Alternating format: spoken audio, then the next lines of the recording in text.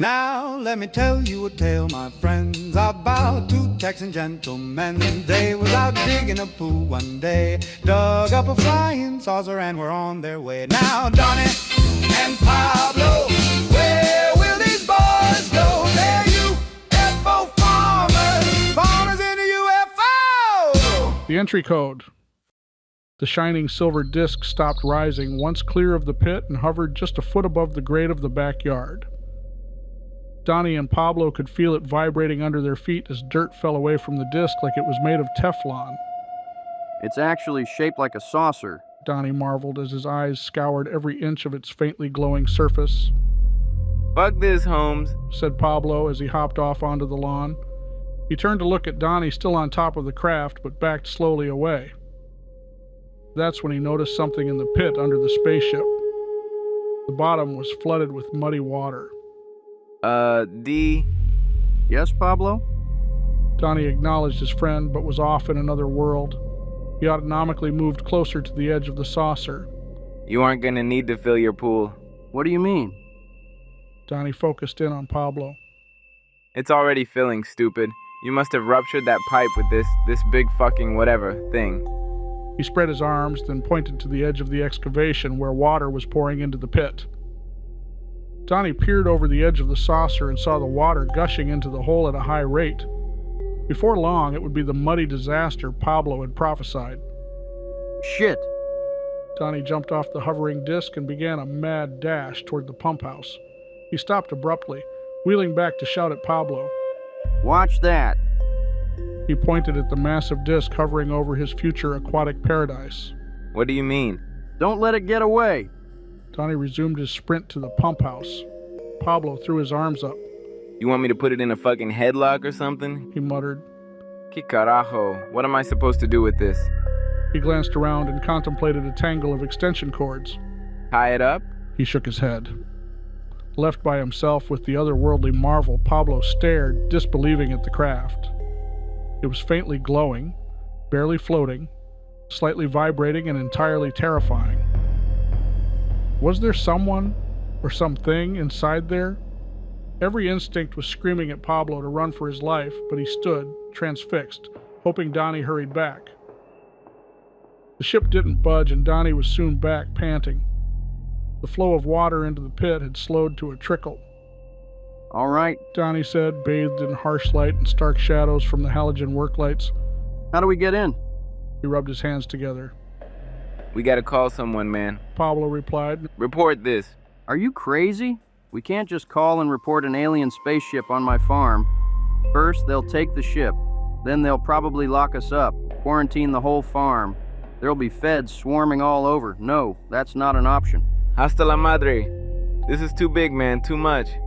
You want to end up in some black cell for the rest of your life? They'll take this and cover it all up. To cover it up means no loose ends. Fuck. We're loose ends. Exactly. So we gotta be smart.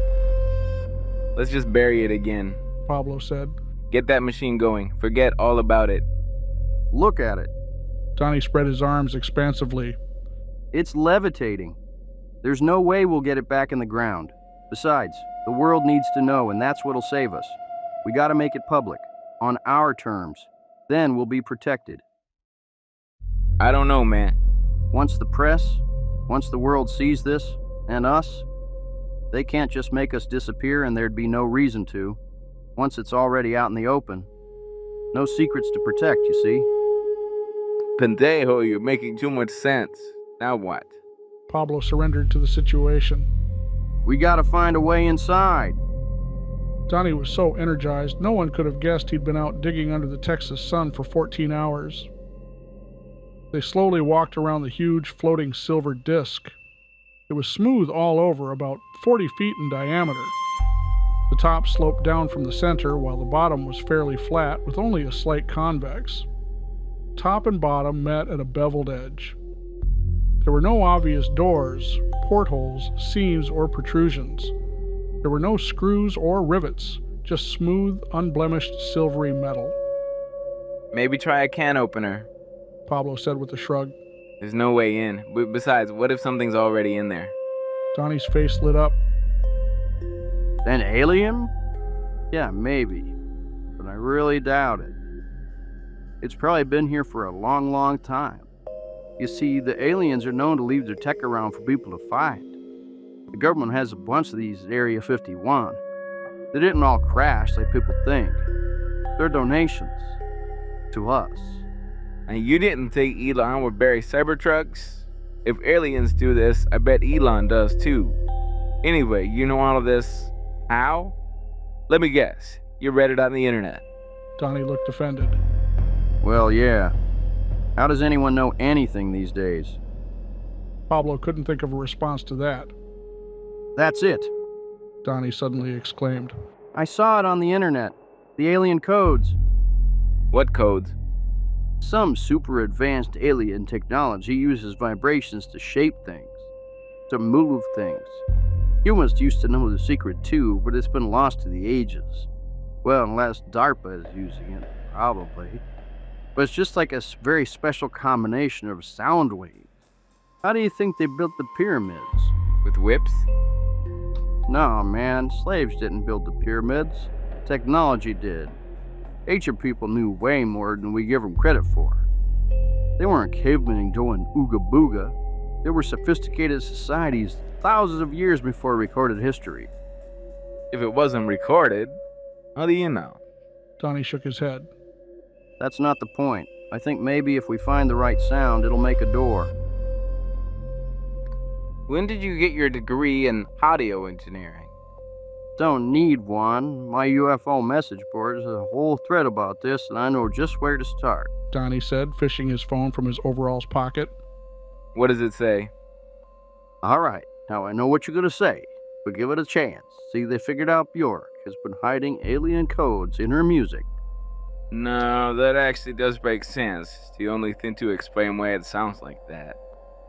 So, I'll get my Bluetooth speaker, start playing Bjork songs, and see if the ship reacts to any of them. I don't like the way you said react. Pablo looked nervously at the hovering saucer. What else could happen? Well, let's say respond instead. Donny said reassuringly. Watch that thing. 2 minutes later, Donny came out of the house with a family-sized bag of Buc-ee's beef jerky and a big black speaker. Also purchased at Buc-ee's. He twisted it on and set it on the ground, facing the saucer. Then he used his phone to search the internet for Bjork songs and played the first one he saw. A vaguely tribal beat began emanating from the Bluetooth speaker, the hopeful conduit of communicating with the alien ship. Bjork's ghostly, wavering howls started to accompany the strange rhythm. What is that? Pablo grunted. This one's called Human Behavior. Donny shrugged. Seems fitting. After 4 minutes of the Icelandic singer's decidedly alien-sounding rendition of English, she concluded, "There's definitely no logic. Human, human, human, human," as the song faded out. The flying saucer was nonplussed. Donny shrugged. Okay, the next one. He tapped at his phone, looking for another track. How many Bjork songs are there? Pablo asked trepidatiously. Let me see.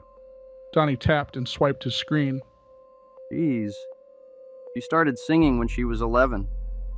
Pablo said, Oh, really? but his tone sounded more like he was saying, "Oh no." It says 11 studio albums. Dios mío, 11 albums? That's gotta be over 100 songs. Pablo slumped his shoulders. You're gonna play 100 of these? 2 soundtrack albums. Donny continued. No, stop. 1 compilation album. 3 collaboration albums. Fuck, dude, fuck. 7 live albums, 6 remix albums, and 10 singles. Donny concluded. Pablo shook his head emphatically, turning towards Donny's tool shed. I'll go get the sawzall. You reckon a little reciprocating saw is getting into that? Maybe not, but I can use it to cut my own throat and put me out of my misery. Just then, the light dimmed. It wasn't the halogens flickering. The strange glow from the saucer had ceased. They looked up at it, simultaneously noticing the ominous change. As they looked on, a black shape began to form like a shadow on its reflective surface. growing from a long sliver into a large, dark trapezoid. Is that? Pablo started. The door. Bjork worked. You Bjorked it. Pablo agreed. Before Pablo could think further about it, Donny made a running leap into the blackness and disappeared inside the craft.